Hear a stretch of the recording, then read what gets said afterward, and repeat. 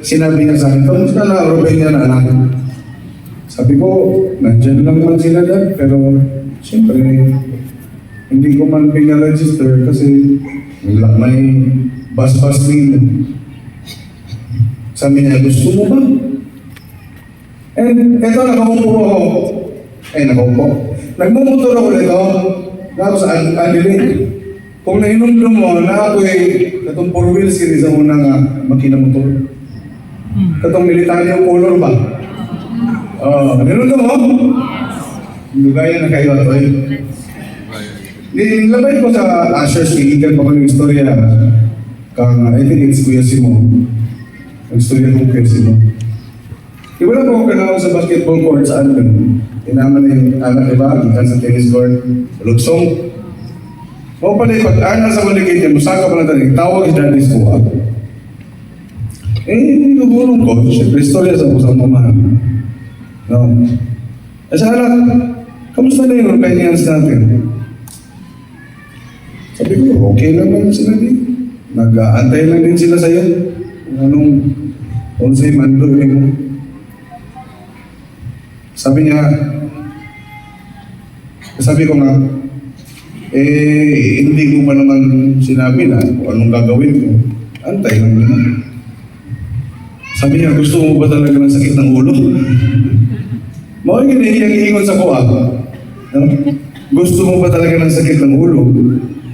Sabi ko, Dad, ang gugma na ito, na ako sa atong mga katawhan, Dad, will never fail.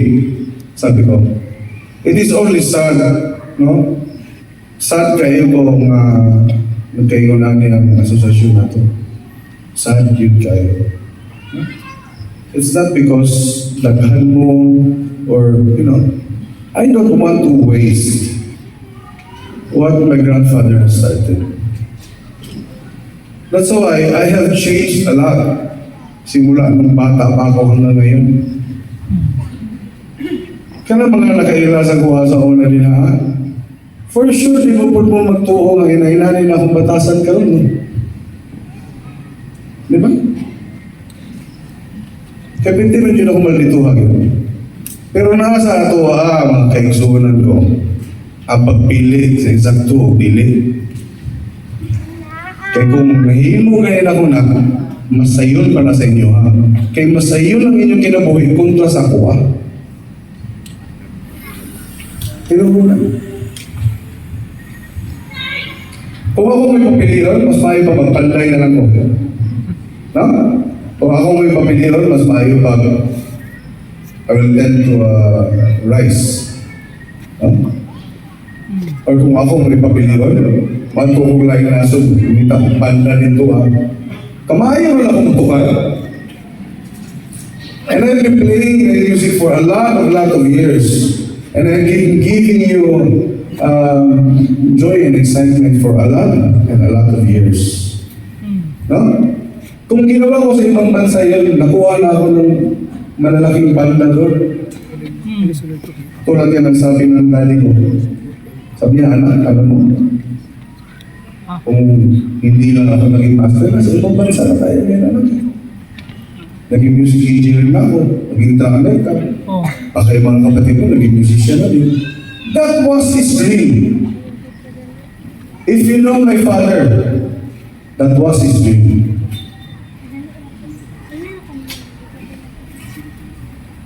But me, I was bored for you.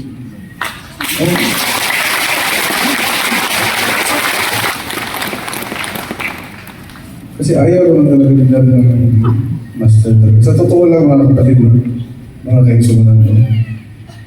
But it is his obligation. But me, I never said no to my obligation. Mga kaigsunan ko. I am not comparing Grandmaster and me. Magkaiba po kami. We have the same name. But there's more spirits inside me. Kasi nadagdagan na siya rin. From my grandfather was 4 advisors. My father that has 8 advisors. And to me, I have 9 advisors. Kaya nga, merong anak ni Ate Pilar at saka ni Uncle Joey ba, si Jeff. Please, ampuan na to iyang anak because nasa hospital na ron ang iyang anak. Si Jefferson, sabi ko nga sa kanya, Jeff, pumunta ka ng church. Sabi ko, magdasal ka doon. Tapos hihingin mo ng tawad lahat ng ginawa lang. Nangyari before. Ganun na lang, nangyari before. Ano? Because sabi ko nga, I don't want to blame people anymore. Sabi ko, Jeff, alam mo naman yan kung ano mga pinagagawa niyo. Hingin mo na lang ng tawad yan.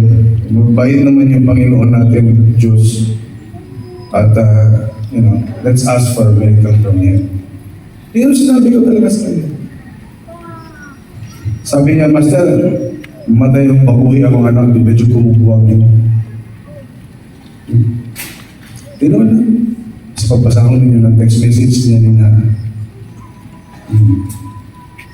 Because, meron din kasi mga nangyari before na, one of his family members was the one who initiated this basta mo ito.